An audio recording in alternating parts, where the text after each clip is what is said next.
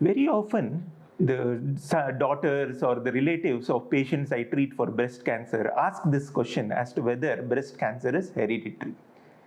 Now, only a small percentage of breast cancers, say about 8 to 10%, actually have a chance of it being hereditary. That is, the genes are passed in the family. Most of the breast cancers are not hereditary. So the daughter does not have any increased chance just because the mother has had breast cancer. But there are certain specific situations where, as a clinician, we become suspicious as to whether this cancer is hereditary or not. If a female has developed cancer at a very young age, say below 40 years, this rings bells for us as to the possibility of whether it is hereditary.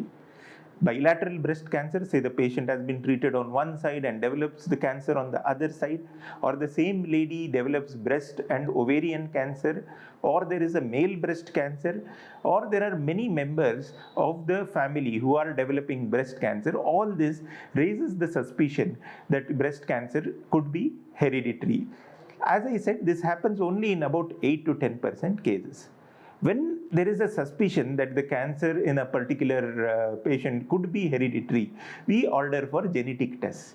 Genetic tests are now easily available and they can be done. And the commonly done test is the BRCA1 and 2 genes. And if these genes turn out to be positive, other members have to be tested for the presence of this gene. And if they do have that gene, then some prophylactic treatment may have to be offered to these patients. Of course, cancers can be hereditary even in the absence of these genes, but they form the minority.